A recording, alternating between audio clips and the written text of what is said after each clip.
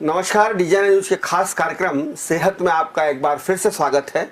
मैं हूं डॉक्टर प्रतीक श्रीवास्तव।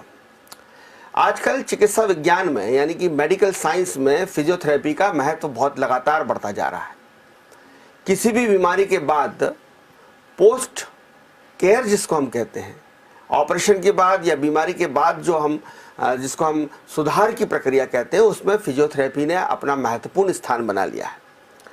बहुत शुरुआती दौर में फिजियोथेरेपी मानव जनित हुआ करती थी, जिसमें छोटे मोटे उपाय हुआ करते थे, जैसे मसाज कर दी जाती थी, छोटी मोटी एक्सरसाइज मशीन पर करवा दी जाती थी, गर्म या ठंडा सिकाई कर दी जाती थी। लेकिन अब फिजियोथेरेपी ने नए आयाम स्थापित कर लिए हैं। आधुनिकतम मशीनें आ गई हैं, एडवांस तकनीक आ गई है और अब फिजियोथेरेपी को एक संपूर्ण चिकित्सा के रूप में स्वीकार कर लिया गया है। कभी फिजियोथेरेपी सहायक चिकित्सा प्रणाली थी, लेकिन धीरे धीरे फिजियोथेरेपी के बढ़ते महत्व के बाद अब इसको संपूर्ण चिकित्सा विज्ञान या संपूर्ण चिकित्सा थेरेपी के रूप में मान्यता मिल चुकी है।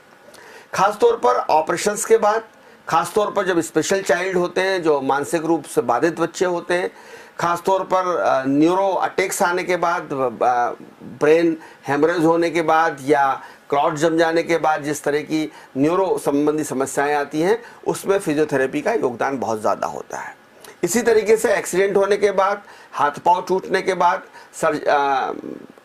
इसकी हड्डी रोगों की या हड्डी की सर्जरी, जटिल सर्जरी होने के बाद भी फिजियोथेरेपी करना बहुत ज़रूरी हो गया है। तो इसी सब विषय पर बात करने के लिए आज हमारे साथ मौजूद हैं डॉक्टर मधुलिका सेठिया। आप मीरा फिजियोथेरेपी सेंटर चलाती हैं। आपने महात्मा गांधी मेडिकल कॉलेज इंदौर से अपनी बैचलर डिग्री हासिल की है। उसके बाद अपनी पोस्ट ग्रेजुएट डिग्री उन्होंने कनाडा से और ऑस्ट्रेलिया से हासिल की है। वे कई वर्षों से बहुत ही ख्यात चिकित्सकों के मार्गदर्शन में फिजियोथेरेपी का काम कर रही हैं और उनकी गिनती देश के बहुत ही सफल फिजियोथेरेपिस्ट के रूप में होती है। डॉक्टर मधुलिका, आपका बहुत स्वागत है। Thank you sir, thank you. Doctor Madhulika, जैसे कि मैंने अपने नरेशन में कहा, मैं सबसे पहले तो आपसे यही जानना चाहता हूं कि जो पुराने दौर की फिजियोथेरेपी थी, जिसमें हम वैक्स की एक सिकाई होती थी, मोम की एक बर्फ़ की सिकाई हो जाती थी, छोटी मोटी मालिश हो जाती थी, उससे हटकर अब जो आप आधुनिक फिजियोथेरेपी की बात करते हैं, जिसमें खूब नई मशीनें आ गई हैं, नई तकनीक आ गई है, इन दोनों को किस तरह से आप इनका अंतर करते हैं? सर, असल में होता ये था, पहले के ज़माने में हम थेरेपी को समझते थे कि सिकाई होगी, कुछ कसरत होगी, थोड़ी मसाज होगी, उसे ही हम फिजियोथेरेपी मानते थे। असल में फिजियोथेरेपी में बहुत सारी चीज़ें इंक्लूडेड होती हैं। अब मैनुअल थेरेपी ने फिजियोथेरेपी को एक लीडिंग रोल दिया हुआ है। मैनुअल थेरेपी जिसमें हम मशीनों और सिकाई का इस्तेमाल कम करते हुए इंसान के शरीर पे मसल्स, बोन्स, जॉइंट्स पे ज़्यादा काम करते हैं, ताकि हमें लंबे समय तक आराम मिले, लॉन्ग लास्टिंग रिजल्ट मिले और परमानेंट क्योर की तरफ हम ध्यान ज़्यादा देना प्रेफर करते हैं।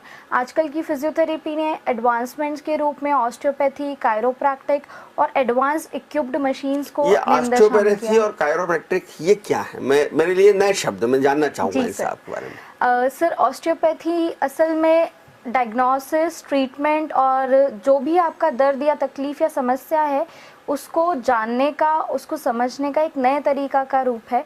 ऑस्टियोपैथी अपने आप में एक फील्ड है जिसमें हम पेशेंट को परमानेंट ट्रीट कर सकते हैं। उनका ये कहना होता है, एक बॉडी यूनिट है, मतलब आप शरीर के अंगों को अलग अलग या हिस्सों को अलग नहीं कर सकते। जैसे वो एक यूनिट है, तो अगर आप किसी भी समस्या का इलाज कर रहे हो तो उसे एक मानते हुए करें। अगर आपको सपोज कंधे का दर्द है, फ्रोजन शोल्डर या किसी भी वजह से आपको कंधे का दर्द है, तो आप कंधे का दर्द सिर्फ कंधे पे ध्यान रखते हुए इलाज नहीं करेंगे। आप उसके लिए देखेंगे कि पूरा शरीर विज्ञान को समझना पड़ेगा, पूरी एनाटॉमी को समझना पड़ेगा। हाँ, उसको समझना पड़ेगा। उसका मूल कारण क्या है, उसका की लेजन कहाँ से आ रहा है वो जानना पड़ेगा। उसके हिसाब से हम उसका डायग्नोसिस बनाएंगे और फिर हमारा ट्रीटमेंट प्लान करेंगे। ये चीज़ हमें ज़्यादा बेहतर रिजल्ट देती है, लंबे समय तक आराम देती है और वो जो बार बार दर्द रीअपियर होते हैं उन समस्याओं को खत्म करती है। एक दूसरा शब्द आपने इस्तेमाल किया था, कायरोप्रैक्टिक। सर, कायरोप्रैक्टिक में हम बोन्स के अलाइनमेंट पे काम करते हैं। जैसे आपकी पूरी स्पाइन हो गई, आपके हाथ पैर के जोड़ हो गए सारे, उन सभी के अलाइनमेंट पे काम करेंगे। शरीर में किसी की जो रीढ़ की हड्डी है, स्पाइन जिसको आप बोलते हो थोड़ी सी झुक रही है, टेढ़ी हो रही है, कंधा थोड़ा झुका हुआ है, हाँ तो सर, ये कायरोप्रैक्टिक में आ जाएगा। हाँ सर, हम उनकी बोन्स के अलाइनमेंट को जब सेट करते हैं तो वो कायरोप्रैक्टिक में आता है। जैसे हम व्हील अलाइनमेंट कार का कराते हैं, ऐसा कहा जाता है कि हमें अपनी बॉडी का भी रेगुलर रिपेयर, रेगुलर अलाइनमेंट कराना चाहिए। एक फॉर एग्जांपल एक छोटी सी बात, अगर हम बैठ रहे हैं और हमारी कमर के नीचे हम जेब में पीछे बटुआ रख रहे हैं, उससे आपकी कमर का अलाइनमेंट चेंज होगा, हिप बोन का। वो अलाइनमेंट चेंज होने से आपकी कमर का भी चेंज होगा अलाइनमेंट, स्पाइन का भी अलाइनमेंट चेंज होगा। ऐसा नहीं है कि आपने सिर्फ कमर से झुकाया तो पूरा इंसान झुक गया, आपकी बॉडी की सारी बोन्स उसे कॉम्पनसेट तो करेंगी, पर वो कॉम्पनसेशन कहीं ना कहीं गलत इम्पैक्ट लंबे समय में देगा। तो हम उन बोन्स के अलाइनमेंट को अच्छा रखेंगे तो हमारी मसल्स, हमारी नर्व्स, हमारी सर्कुलेशन, ये सब की फंक्शनिंग अच्छी चलेगी। मशीनों का क्या इंपॉर्टेंस हो गया? जैसे कि अब बहुत आधुनिक मशीनें आ गई हैं और हम अखबारों में भी पढ़ते हैं, विज्ञापनों में भी पढ़ते हैं कि अत्याधुनिक मशीनों से फिजियोथेरेपी की जाती है। ये अत्याधुनिक मशीन क्या है जो नई है और ख़ास तौर पे बहुत ही स्पेशल मशीन होती हैं जो आपके सेंटर में है, वो किस काम में आती हैं? सर असल में ऐसा हो गया कि आधुनिक से आधुनिक तकनीकें चीज़ों को हमें हेल्प कर देती हैं। फॉर एग्जांपल अगर कोई न्यूरो पेशेंट है तो न्यूरो पेशेंट में हम डीप ब्रेन स्टिमुलेशन का इस्तेमाल कर सकते हैं। डीप ब्रेन स्टिमुलेशन में क्या करेंगे, कहते हैं पैरालिसिस आया तो आधा शरीर चला गया, आधा शरीर काम नहीं कर रहा। अब शरीर काम नहीं कर रहा है, हम थेरेपी क्या कराते थे, उस शरीर की कराते थे, हम उसी हाथ पैर की थेरेपी कराते थे, पर वो शरीर का आधा भाग कमज़ोर हुआ है या वो काम नहीं कर रहा है। तो वो क्यों काम नहीं कर रहा है? क्योंकि आपका ब्रेन काम नहीं कर रहा है, वो उसे सिग्नल नहीं दे रहा है। तो अब ये डीप ब्रेन स्टिमुलेशन आपके ब्रेन के उसी हिस्से पे काम करेगा जो उस फंक्शन के लिए रिस्पॉन्सिबल है। सपोज़ हाथ उठाने के लिए हमारा हाथ नहीं उठ रहा है तो हम हाथ उठाने के लिए शरीर के इसी हाथ के मूवमेंट का ब्रेन यहाँ से सिग्नल देता है, तो हम यहीं पे स्टिमुलेशन देंगे और वो फंक्शन कराएंगे। एक मास्टरमाइंड यहाँ पर एक जो पूरे आपके शरीर को एक इंस्ट्रक्शन, एक निर्देश भेजता है कि अब आपको आंख बंद करनी है, अब आपको यहाँ से भागना है, अब आपको यहाँ से उठना है। तो वो जो मेन स्विच है आप उसको ठीक करने की बात कर रहे हैं। हाँ जी सर, हम मेन स्विच को करेक्ट करने की बात कर रहे हैं। हम कह रहे हैं हम उसे पहले स्टिमुलेशन देंगे, उसे ठीक करेंगे और साथ में फिर हाथ पैर इसके लिए बहुत अच्छी मशीनें आ गई हैं। जी सर, एक ये हो गया, एक है हमारे पास बॉडी वेट सपोर्ट सिस्टम। उसमें पैरालिसिस वाला इंसान चल नहीं सकता, आप उसके पूरे भार को उठा के खुद तो चला नहीं सकते, तो वो मशीन पेशेंट के भार को उठाएगी, ग्रेविटी के अगेंस्ट उसे कॉम्पनसेट करेगी, और फिर जब उसके साथ हम उनके पैरों के मूवमेंट कराएंगे तो जो पेशेंट अगर दोनों पैर उसके नहीं चलते हैं तो हम उसे आराम से चलाने की कोशिश कर सकते हैं, और जब वो खुद उनके सहारे से चलेगा तो वो खुद इंडिपेंडेंटली ज़्यादा जल्दी चल सकता है। और भी मशीन्स हैं सर, जैसे लेज़र हो गया। अब लेज़र में क्लास 4 वर्जन आ गया है, तो वो हमारे स्लिप डिस्क केसेस में, स्पॉन्डाइलोलिस्थेसिस के केसेस में, हड्डी खसक गई है, हड्डी घिस रही है, ये जो आपने ये जो L4 L5 में जो गैप हो जाता है, ये थोड़ी सी प्रेस हो जाती है, दब जाती है, ये मशीन जिसका आप जिक्र कर रही हैं, हाँ जी सर, ये लेजर तकनीक उसमें किस तरह से मदद करती है? क्योंकि मैं पढ़ रहा था कहीं पे कि आज की तारीख में हर चौथा आदमी जो है वो कमर दर्द से परेशान है, और भारत में तो ये आंकड़ा लगातार बढ़ता जा रहा है, और विदेशों में तो बताते हैं कि हर दूसरा आदमी कमर दर्द से परेशान है, लेकिन भारत में भी अब हर चौथा आदमी कमर दर्द से परेशान है। और जिनके वजन ज़्यादा हैं या जो ओल्ड एज के लोग हो गए हैं वो बहुत ज़्यादा कमर दर्द से परेशान रहते हैं। तो क्या लेज़र तकनीक L4 L5 या उस सरप्रेस को जो दब रही है उसको ठीक कर देती है? सर असल में हम ये नहीं कहेंगे कि क्लास 4 लेज़र पूरा 100% उस चीज़ को ठीक कर देती है, क्योंकि उसके साथ हम कायरोप्रैक्टिक, ऑस्टियोपैथी, फिजियोथेरेपी, रिहैबिलिटेशन, वो सारी चीज़ें एक साथ कर रहे होते हैं। पर हाँ, वो उसे हेल्प करती है ठीक करने में कि हम जो हमारी थेरेपी और हमारा ट्रीटमेंट कर रहे हैं, हम कायरोप्रैक्टिक से उस बोन को अलाइन कर रहे हैं, हम ऑस्टियोपैथी से वहाँ आए हुए मसल और टिश्यू और नर्व के चेंजेस को ठीक कर रहे हैं, तो उसी ड्यूरेशन में वहाँ जो इन्फ्लेमेशन हुई है, जो डिस्क बाहर निकली है, उसकी वजह से जो चेंजेस आए हैं, तो चलिए मैं थोड़ा सवाल बदल देता हूँ, क्या कमर दर्द आपकी फिजियोथेरेपी से ठीक हो सकता है? हाँ सर, मुझे इससे मतलब नहीं कि आप किस तरह से ठीक करेंगी, कायरोपैथी से करेंगी, ऑस्टियोपैथी से करेंगी। एक फिजियोथेरेपिस्ट होने के नाते मैं आपसे जानना चाहता हूँ कि जिन लोगों को कमर दर्द है या स्पॉन्डिलाइटिस के कारण गर्दन में दर्द है और गर्दन की वजह से उनके हाथ में दर्द है, क्या वे फिजियोथेरेपी से ठीक हो सकते हैं? हाँ सर, यह फिजियोथेरेपी से 100% ठीक हो सकते हैं।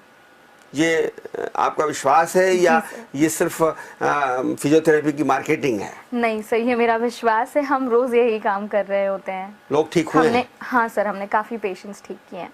क्यों कहा जाता है कि एक बार कमर दर्द शुरू हो गया तो फिर ठीक नहीं होता है वो? सर असल में क्या होता है, हम कमर दर्द के असली कारण तक कभी पहुंचते ही नहीं हैं और हम ऊपरी इलाज या सुपरफिशियल थेरेपी कराते रहते हैं। हम अगर उसके असल कारण को ढूंढ के उसका इलाज करेंगे। वो असल कारण क्या होता है? सर असल कारण वो पेशेंट टू पेशेंट और पर्सन टू पर्सन वैरी करता है, पर असल कारण अगर उसका बोन का है या डिस्क खसकना है, लिस्थेसिस है कि दो बोन आपस में एक दूसरे से शिफ्ट हो गई हैं या मसल्स वीक हो गई हैं, तो हम उन्हें उन सब पे काम करना ज़रूरी है।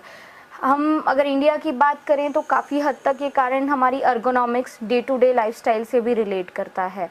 तो हम जो हमारी देशी पद्धति है वो कमर को दर्द को बहुत बढ़ाती है। हम बैठ के पूजा करते हैं, हम इंडियन स्टाइल की टॉयलेट यूज़ करते हैं, हमको बैठकर खाना खाने की आदत होती है ज़मीन पर, हम ज़मीन पर भजन में, पूजन में, कीर्तन में घंटों बैठे रहते हैं, सत्संग में। तो ये सब हमारी जो इंडियन स्टाइल्स हैं ये हमारे कमर दर्द को बढ़ाती है। हाँ सर, इंडियन स्टाइल और दूसरा आजकल most of the people are working, तो वर्किंग सिनेरियो में हमारी most of the time habit होती है कि हम 8 घंटे एक ही जगह पे बैठे हैं, या फिर अब जो लाइफस्टाइल आ गई है नई वाली जनरेशन के लिए, तो वो फ़ोन चलाएंगे, टीवी देखेंगे, तो अपना पोस्चर बिगाड़ के लेटे लेटे देखेंगे। हाँ, तो हम ढंग से अगर अपने पोस्चर का ध्यान नहीं रखेंगे और हम घंटों बैठे हैं, घंटों लेटे हैं और हम मूवमेंट नहीं कर रहे हैं, तो वो सब चीज़ें कमर दर्द को ज़्यादा बढ़ाती है। क्योंकि जैसे अगर हमारे शरीर के लिए खाना ज़रूरी है, वैसे ही कमर के लिए या बोन्स के लिए मूवमेंट ज़रूरी है। अगर हम मूवमेंट नहीं करेंगे तो एक टाइम के बाद वो रिस्ट्रिक्ट भी होंगी बोन्स और डिजनरेशन भी होंगी। चलिए अब मैं आपसे बात करता हूँ कि चूँकि एक न्यूरो बहुत बड़ी एक समस्या है और न्यूरो के बाद जो न्यूरो के पेशेंट्स होते हैं उनके लिए कहा जाता है कि फिजियोथेरेपी उनके लिए बहुत ज़रूरी है। ब्रेन स्ट्रोक आ जाता है या क्लॉट जम जाता है या लकवा हो जाता है या और भी दूसरी समस्याएं होती हैं जिसकी वजह से वो बोल नहीं पाते हैं, मुंह टेढ़ा हो जाता है, तो उसमें क्या स्पेशल ट्रीटमेंट आपको करना पड़ता है? सर असल में फिजियोथेरेपी की एक सेपरेट एंटिटी है न्यूरोलॉजिकल फिजियोथेरेपी। जब हम न्यूरोलॉजिकल फिजियोथेरेपी में मास्टर्स करते हैं या फर्दर उसके बारे में पढ़ते हैं तो हमें उसके एडवांस और डिफरेंट तरीके पता चलते हैं कि हम उसमें और क्या कर सकते हैं उन पेशेंट्स को ठीक करने के लिए। पैरालिसिस के case, facial palsy, Bell's palsy, hemiplegia या बच्चों में ही हम न्यूरोलॉजिकल केसेस आजकल काफ़ी देख रहे हैं, तो उसमें हम neuro developmental therapy, sensory integration, इन सब का इस्तेमाल करते हैं और थेरेपी करके काफ़ी अच्छे रिजल्ट्स देते हैं। जो स्पेशल बच्चे होते हैं उनके साथ काम करना किसी भी फिजियोथेरेपिस्ट के लिए बहुत ही कठिन भी होता है और चुनौतीपूर्ण भी होता है। एक बड़ा चैलेंज है क्योंकि उन बच्चों में एक तो देर से रिजल्ट्स आते हैं, आपको धैर्य रखना पड़ता है, बच्चे को भी बहुत चिड़चिड़ाहट होती है, वो भी बहुत अनुशासित नहीं होता है, तो पेरेंट्स को, फिजियोथेरेपिस्ट को, दोनों को धैर्य रखना है। और उसके लिए क्या स्पेशल स्ट्रेटजी आप बनाती है अगर कोई इस तरह का बच्चा आपके पास आता है जो स्पेशल चाइल्ड है या मानसिक रूप से जो विकलांग है? सर हमारे पास पीडियाट्रिक थेरेपिस्ट की एक अलग यूनिट, एक अलग फील्ड है। उसी फील्ड में ट्रेंड हम थेरेपिस्ट हैं। हम उन्हीं थेरेपिस्ट के ज़रिए उन ट्रीटमेंट प्रोटोकॉल बच्चों के लिए बनाते हैं। उस बच्चे की जो भी कंडीशन है उसके लिए हम प्रॉपर असेसमेंट यूज़ करते हैं। आजकल तो बहुत नई नई स्केल्स और टूल्स आ गए हैं जिसके ज़रिए हम उन बच्चों का पूरा असेसमेंट करने के बाद बताते हैं कि अब हमें किस तरह से और किस रास्ते पे चलते हुए उन्हें बहुत जल्दी रिजल्ट्स देने हैं। उसमें यूज़ आती है हमारी NDT, sensory integration, occupational therapy, speech therapy, behavioural therapy और ब्रेन स्टिमुलेशन, जो हम अभी फ़िलहाल यूज़ कर रहे हैं। ये जो एक्सीडेंटल केस होते हैं या जिनकी हड्डियां टूट जाती है, फ्रैक्चर्स हो जाते हैं, उनको प्लास्टर कटने के बाद या सर्जरी जब उनकी के समय हो जाता है 3 हफ्ते 4 हफ्ते जो भी डॉक्टर सजेस्ट करे, उसके बाद फिजियोथेरेपी का बहुत बड़ा योगदान बताया जाता है कि अगर आप फिजियोथेरेपी नहीं करेंगे तो आपका हाथ इससे ज़्यादा नहीं उठ पाएगा, उससे ज़्यादा नहीं उठ पाएगा, इस तरह की बातें भी कही जाती हैं। तो इसमें आप लोगों की क्या भूमिका रहती है? सर असल में क्या होता है, पोस्ट ऑपरेटिव या पोस्ट इंजरी केसेस में मसल के फंक्शंस बिगड़ जाते हैं, तो हम सबसे पहले तो उसके फंक्शन को रीस्टोर करते हैं। फिर जो भी मांसपेशियों में चोट आई है या जो भी बोन्स और जॉइंट्स के इम्बैलेंसेस हुए हैं उनको सही करते हैं और फिर हम मसल की वापस ट्रेनिंग। वो तो डॉक्टर ने सुधार दिया, उसको जोड़ दिया, आप सही कैसे करते हैं? सर डॉक्टर ने बोन्स को या जॉइंट्स को जोड़ा है और वापस सपोज पोस्ट इंजरी में तो हम उसे सही कर सकते हैं, पर पोस्ट ऑपरेटिव में डॉक्टर उसे जोड़ चुका है, मसल्स को सही कर चुका है। पर अगर ऑपरेशन हुआ है तो कहीं ना कहीं स्टिचेस तो आएंगे, ओपन तो हुआ होगा कहीं ना कहीं मसल से, तो वो मसल्स अपने फंक्शन भूल जाती है या कह लो डिस्टर्ब हो जाते हैं उस मसल के फंक्शन। तो हम मसल की रीट्रेनिंग करते हैं, उस मसल्स के वापस फंक्शन को रीस्टोर करके उसको स्ट्रेंथन करके वापस से उसके रेंज या मूवमेंट को रीगेन करते हैं। मसल्स का भी अपना माइंड होता है जी सर, उसको गाइड करना पड़ता है, उसको डायरेक्शन देना पड़ती हाँ है। सर, मसल्स का माइंड कनेक्ट तो ब्रेन से होता है, पर अगर आप मसल को कंटिन्यूस सिग्नल नहीं देंगे कि आपका फंक्शन क्या है या आपकी इतनी स्ट्रेंथ है, तो वो कहीं ना कहीं धीरे धीरे कमज़ोर होने लगेगी। अगर मैं किसी मसल को लंबे समय तक यूज़ ना करूँ या किसी और डिसऑर्डर की वजह से वो अपना 100% फंक्शन नहीं दे पा रही है, तो वो जितना फंक्शन दे पा रही है उसकी वही आदत हो जाती है कि वो उतनी स्ट्रेंथ से काम करे। तो हमें मसल को वापस स्ट्रेंथ करके उसकी कैपेसिटी को बढ़ाना पड़ता है कि जो आपकी ऑप्टिमम लिमिट थी आप उतना काम करें और वापस से फंक्शन अच्छे से करने लगे। चूँकि 14 तारीख को 14 नवंबर को वर्ल्ड डायबिटिक डे था, विश्व मधुमेह दिवस, और डायबिटिक के जो पेशेंट्स होते हैं उनको एक शोल्डर फ्रोजन की बीमारी होना या उनके पैरों में बहुत सूजन आ जाना और उस वजह से उनके पैर ठीक से उन मरीजों के पैर उठ नहीं पाते, उनको जीने चढ़ने में तकलीफ आती है। तो इस तरह के मरीज भी आपके पास आते होंगे। हाँ सर। क्या अनुभव रहा है आपका उनको लेकर? सर, अनुभव ये रहा है कि हमारे देश की अगर हम बात करें तो ज़्यादातर ये पेशेंट अपनी लाइफस्टाइल को इतना आसानी से चेंज नहीं करते हैं और वो जब आते हैं तो थोड़ा लेट आते हैं, पर फिर भी हम उसमें मामला कोशिश बिगड़ करते चुका हैं। होता है सर, काफ़ी क्रॉनिक हो चुका होता है, ये कह सकते हैं। पर इसमें हमारी भूमिका ये रहती है कि अगर उनके पैर सूज रहे हैं या फंक्शन नहीं कर रहे हैं तो ज़्यादातर सर्कुलेशन उसका प्रॉब्लम होता है। तो फिजियोथेरेपी से ज़्यादा इसमें मैंने ऑस्टियोपैथी का लाभ ज़्यादा देखा है। हम सर्कुलेशन को लिम्फेटिक थेरेपी से काफ़ी अच्छे से ठीक कर सकते हैं। उसमें एक मशीन होती है न्यूमैटिक कंप्रेशन, उसका भी हम काफ़ी अच्छे से इस्तेमाल करते हैं। ये जो शोल्डर फ्रोजन के पेशेंट्स होते हैं या दूसरे पेशेंट होते हैं, जब ये आप, मैंने देखा है 1-2 सेंटर में, जब आप इनकी एक्सरसाइज करवाते हैं तो बहुत ज़ोर से ये चीखते हैं, चिल्लाते हैं, इनको बहुत दर्द होता है। उनको किस तरह से आप हैंडल करते हैं? क्योंकि वो सहयोग नहीं करता है, बुजुर्ग पेशेंट सहयोग नहीं करते हैं, उनका हाथ ही नहीं उठ रहा होता है, दर्द बहुत हो रहा होता है, तो कैसे आप कोऑपरेट उनको उनसे उपयोग में लेते हैं उन्हें? सर, असल में इतना दर्द अब नहीं होता क्योंकि वे ऑफ ट्रीटमेंट चेंज हो गया है। पहले के टाइम पे हम जब मोबिलाइज करते थे तो हम उसे एक्सट्रीम लिमिट तक ले जाके ट्रेडिशनल फिजियोथेरेपी मेजर्स से करते थे, तो उसमें दर्द काफ़ी होता था। अब हम फिजियोथेरेपी और इन सब का जो एडवांस ट्रीटमेंट उनका मिक्सचर करते हैं, तो हम सबसे पहले ध्यान देते हैं कि पेशेंट का पेन कंट्रोल हो।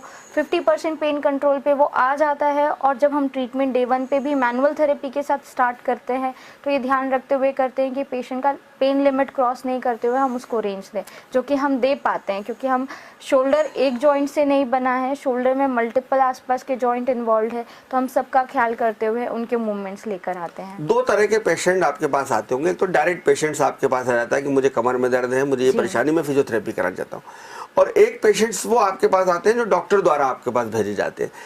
क्या बेहतर होता है, डॉक्टर के कोऑर्डिनेशन के साथ फिजियोथेरेपी करना चाहिए या डायरेक्ट भी आपके पास आया तो आप करवा सकते हैं? सर, पेशेंट डायरेक्ट भी आए तो हम करवा सकते हैं, उसमें कोई इशू नहीं है। डॉक्टर की सलाह की कोई जरूरत नहीं है? सर, हर पेशेंट को नहीं है, मतलब अगर वो मैकेनिकल पेन है तो उसका इलाज थेरेपी है, पर हाँ अगर उसके साथ कुछ और चीज़ें इन्वॉल्व है, इन्फ्लेमेशन है, सूजन उसके पीछे का कारण या कोई डिजेनरेटिव कॉजेज़ हैं, तो उसमें अगर डॉक्टर की सलाह ली जाए तो वो बेहतर रहता है और उसके साथ में थेरेपी करनी चाहिए। डॉक्टर्स आपको बताते हैं कि ये वाली एक्सरसाइज करानी चाहिए, खासतौर पर गठिया के जो डॉक्टर होते हैं या जो ऑर्थोपेडिक्स के जो डॉक्टर होते हैं या न्यूरो के डॉक्टर होते हैं, वो आपको बताते हैं कि हमारे पेशेंट को ये आपको एक्सरसाइज कराना पड़ेगी, या आप खुद अपने स्तर पर तय करते हैं? सर, हम अपने स्तर पे खुद ही तय करते हैं क्योंकि पेशेंट की जो भी बॉडी है उसके हिसाब से हम टेलर मेड प्रोग्राम बना के उसको एक्सरसाइज प्रिस्क्राइब करते हैं जो भी उसकी जरूरत है। सलाह, उस डॉक्टर से कोऑर्डिनेशन रहता है आपका? सर, मोस्टली तो नहीं रहता क्योंकि ज़्यादातर पेशेंट ऐसे आते हैं, डॉक्टर को दिखाया, उन्होंने थेरेपी लिखा है, करवाना है, तो हम पेशेंट के हिसाब से फिर थेरेपी का प्रोटोकॉल पूरा डिसाइड करते हैं। क्योंकि अभी 2 साल से हम कोरोना से जूझ रहे हैं और लगभग हर घर में कोरोना के लोग हुए हैं। पोस्ट कोरोना, कोरोना के बाद के आपके पास किस तरह के मरीज बड़े हैं आने वाले, और आपका अनुभव क्या है? सर कोरोना के बाद ज़्यादातर लोगों को एक तो फेशियल पाल्सी के केसेस बहुत ज़्यादा देखने मिले हैं, बेल्स पाल्सी और फेशियल पाल्सी के केसेस जिनका बहुत आने। मुंह सुबह सुबह घूमने तो ठंड की वजह से टेढ़ा हो जाता है। हाँ जी, हाँ जी।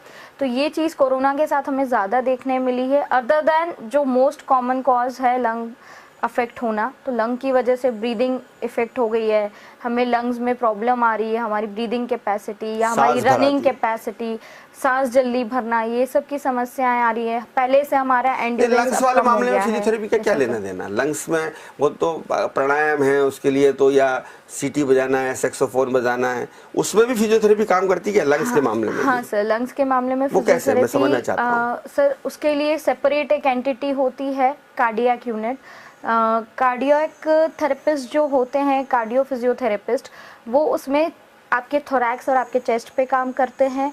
वो उनके एक्सपेंशन को बढ़ाते हैं, जो कि आप नॉर्मल पीठ थपथपाते हैं जोर जोर से, उसमें जब कोरोना के मरीज तब करते थे। सर वो एक हिस्सा है, उसे हम कह सकते हैं कि वो सिर्फ सेक्रीशन क्लियर करने में या अंदर जमा हुआ कफ और इन्फेक्शन को क्लियर करने में मदद करता है। पर उसके साथ हम जब ब्रीदिंग एक्सरसाइजेस करते हैं तो वो आपके लंग एक्सपेंशन को बढ़ाती है। जब आप अपने एब्डोमेंस का यूज़ करवाते हैं पेशेंट को, जो कि वीक हो गए हैं पोस्ट कोविड, काफ़ी लोगों में देखने मिला है कि एब्डोमिनल्स वीक हो गए हैं, तो एब्डोमिनल्स जो हैं, आपके डायफ्राम जो है वो आपकी चीफ ब्रीदिंग मसल है, आप उसको ध्यान देते हुए उस पर स्ट्रेंथनिंग करा के फिर ब्रीदिंग एनकरेज करते हैं तो आपकी ब्रीदिंग बढ़ेगी। अगर आपका ब्रीदिंग एंड्योरेंस और कैपेसिटी बढ़ता है तो सांस फूलने की समस्या भी कम हो जाती है। तो ये क्या जो हमारी आधुनिक जीवन शैली है और हमारा जो इन दोनों आधुनिक खासतौर पर यंग जनरेशन का जो खान पान है, पिज़्ज़ा है, बर्गर है, फास्ट फूड जिस तरह से वो खा रहे हैं, और या जो उनकी जीवन शैली है, स्मोक करते हैं, ड्रिंक करते हैं, इन सब से क्या एक हमारा जो शरीर है वो इन सब की वजह से ख़राब हो रहा है, या इन सब की वजह से वो कमज़ोर हो रहा है और उसकी वजह से फिजियोथेरेपी की ज़्यादा ज़रूरत पड़ने लग गई? सर सेडेंट्री लाइफस्टाइल का पार्ट बन गया है ये आजकल की जनरेशन के लिए। ये सब एक मेल जोल वाली चीज़ है। आपने फूड और डाइटरी लाइफस्टाइल बिगाड़ दी है, आपने मूवमेंट कम कर दिया है, आपने ऑफिस आवर्स में बैठ के सिटिंग बढ़ा ली है, स्क्रीन टाइम बढ़ा लिया है। तो ये सब मिला जुला के आपके बोन्स को, आपके पोस्चर को, आपके विसरल ऑर्गन्स या स्टमक को, आपकी हेल्दी लाइफ को कहीं ना कहीं कॉम्पनसेट कर रहे हैं। और उसी की वजह से हमें देखने मिल रहा है कि बहुत जल्दी घुटने की समस्या आना, बहुत जल्दी कमर के दर्द आना, सिर दर्द, माइग्रेन, चक्कर आना, कहीं पोस्चर कॉम्पनसेट हो गया है। जिमिंग एक ऐड कर रही है इस चीज़ को कि जिम की वजह से भी काफ़ी लोग अप्रोप्रिएट बॉडी नहीं होती है और वो एक्सेसिव जिमिंग कर रहे हैं, तो उसमें डिस्क समस्या काफ़ी बढ़ गई है। तो ये सब देखने मुझे कमर का दर्द जिमिंग करते हुए हुआ। जी सर, तो उसका मतलब ये हुआ कि जब आप जिम कर रहे थे, आपने जो भी एक्टिविटी की होगा जिमिंग में, उस टाइम आपकी जो मसल्स काम करनी चाहिए थी वो अप्रोप्रिएट नहीं कर रही थी। जब वो काम नहीं कर रही थी तो पीछे जो बोन्स है आपकी वर्टिब्रल बोन्स, उन पे एक्सेसिव प्रेशर आया और कहीं ना कहीं कुछ डिस्क प्रॉब्लम या कह लो लंबर प्रॉब्लम, वो लंबर प्रॉब्लम जनरेट हो गई क्योंकि बोन्स अपना 100% नहीं दे पाई मसल्स के साथ कोऑर्डिनेशन में। तो हमारे लिए ये ज़रूरी था कि हमें देखना चाहिए कि पहले हमारी मसल्स काम पहले ये कहा जाता था कि रनिंग और स्विमिंग, तैराकी और दौड़ना, ये फिजियोथेरेपी के हिसाब से सबसे अच्छी है। 2 काम कर लीजिए, आपका काम ठीक हो जाएगा। और आप अगर तैरना जानते हैं तो फिर तो आपकी पूरी सारी मसल्स वगैरह की एक्सरसाइज हो जाती थी और फिजियोथेरेपी को का ही रूप उसको माना गया था। लेकिन अब फिजियोथेरेपी आ गई है बहुत, जैसा कि आपने बताया मशीनों के बारे में, और बहुत सारा उसका संदर्भ बहुत व्यापक बढ़ गया है। तो क्या ये इतनी महंगी भी हो गई है? हाँ सर, उतनी ही महंगी हो गई हैं, उतनी ही स्पेशलाइज्ड हो गई है, और टेक्नोलॉजिकल एडवांसमेंट्स के साथ वो हमें ज़्यादा जल्दी असर देगी तो उतना ही कॉस्ट में चेंजेस लाके देगी। प्लस स्विमिंग और रनिंग की हम अगर बात करें तो सर दौड़ना और स्विमिंग करना अपने आप में बहुत अच्छी कार्डियो एक्सरसाइजेस हैं, पर अगर बॉडी अप्रोप्रिएट नहीं है, सपोज़ आपने कहा आपको L4 L5 का प्रॉब्लम था, उसमें कुछ लॉक हुआ, अब ऐसे केस में अगर आपको प्रॉब्लम आ चुका है तो हम उसे ठीक किए बिना दौड़ना या स्विमिंग रेगुलर रूटीन में चालू तो नहीं कर सकते। जो उसका मूल कारण है हम उसे तो हटाना पड़ेगा, तब जाके हम एक्टिविटी रिज्यूम कर सकते हैं। कुछ नस दब जाती है, वो फिजियोथेरेपी से उसको हटाना पड़ेगा, हाँ, उसको उभारना पड़ेगा। हाँ। और इसके अलावा फिजियोथेरेपी क्या चूंकि आजकल मेंटल हेल्थ के ऊपर भी बहुत सारी बात हो रही है, लोग डिप्रेशन में हैं, लोग बहुत एग्रेशन में आ जाते जी हैं, सर। चिड़चिड़ाहट लोगों में, जल्दी झगड़ने लगते हैं, खासकर पति पत्नी बहुत जल्दी झगड़ने लगते हैं। तो इसके लिए भी कुछ फिजियोथेरेपी काम करती है मेंटल हेल्थ को ठीक करने के लिए? सर फिजियोथेरेपी में एक साइकोलॉजिकल ये एस्पेक्ट भी ऐड हो चुका है कि बिहेवियरल कोर्सेज होते हैं, काफ़ी सारे फिजियोथेरेपिस्ट जो करते हैं, वो बिहेवियरल काउंसलिंग का एक पार्ट होता है कि आप अपने पेशेंट को किस तरह से पढ़ाएं, बताएं या उन्हें समझाएं कि वो अपने डेली रूटीन में या अपने इस नेचर को कैसे चेंज कर सकते हैं। फॉर एग्जांपल एक प्रोग्राम होता है न्यूरो लिंग्विस्टिक प्रोग्रामिंग, एनएलपी एक फिजियोथेरेपिस्ट आराम से कर सकता है और उसके साथ आपको खुद जज करने को आएगा कि आप अपने पेशेंट को बेहतर किस तरह से समझा सकते हैं। बिहेवियरल काउंसलिंग करके उनके डिप्रेशन, उनके इरिटेशन को आप कम कर सकते हैं, फिर आप अपनी थेरेपी उसके साथ ऐड करें। फिजियोथेरेपी जो है वो एक लंबा प्रोसेस है। जी सर। रोज जाना पड़ता है, नियम से जाना पड़ता है, आपको 1 घंटा 1.5 घंटा जितना ज़रूरत हो, रिक्वायरमेंट वो देना पड़ती है। तो कई बार लोग उकता भी जाते होंगे आपके पेशेंट्स की, कब तक ये चलेगा। रिजल्ट्स भी बहुत धीरे धीरे आते हैं। एकदम आपने आज फिजियोथेरेपी की और शोल्डर फ्रोजन वाला पहले दिन बनियान नहीं पहन लेता, उसको बनियान पहनने में 15 दिन लगते हैं। तो उसका धैर्य बनाए रखना और उसको हिम्मत देते रहना, ये भी फिजियोथेरेपिस्ट को एक प्रैक्टिस करना पड़ती होगी। Sir being into medical field, धैर्य बनाना या पेशेंस रखना तो पार्ट हो जाता है हमारे लिए। पर अगर हम बात करें आज की थेरेपी की, तो पहले फिजियोथेरेपी अगर फ्रोजन शोल्डर में 1 महीने में रेगुलर थेरेपी से असर दिखाती थी, तो अब वही वो 5 से 10 दिन में असर दिखाने लगी है। हम ये नहीं कहेंगे कि 5 दिन में फ्रोजन शोल्डर पूरा ठीक हो जाएगा, पर जो चीज़ हम महीने भर में करके देते थे वो हम अब 1 हफ्ते में करके देते हैं विथ एडवांस्ड थेरेपीज़। बहुत धन्यवाद डॉक्टर मधुलिका। जिस तरह से मीराबाई ने जहर पी लिया था, राणा की जो वो मीराबाई थी, उन्होंने कृष्ण के प्यार में, उसी तरह से जिस तरह से शिव ने जहर पी लिया था, विषपान किया था जब हलाहल निकला था समुद्र मंथन में, तो वैसे ही डॉक्टर मधुलिका का जो सेंटर है, मीरा सेंटर, वो इसी नाम से है कि मरीज का दर्द रूपी जहर फिजियोथेरेपिस्ट को पीना है और मरीज को अमृत रूपी तनाव रहित, दर्द रहित जीवन देना है। तो ये जहर और अमृत का बीच संतुलन स्थापित करने का काम आधुनिक चिकित्सा विज्ञान में एक फिजियोथेरेपिस्ट कर सकता है। आपको हमारा ये कार्यक्रम कैसा लगा ज़रूर बताइए। देखते रहिए डिजियाना न्यूज़। खबरों का सिलसिला जारी है, जारी रहेगा। नमस्कार।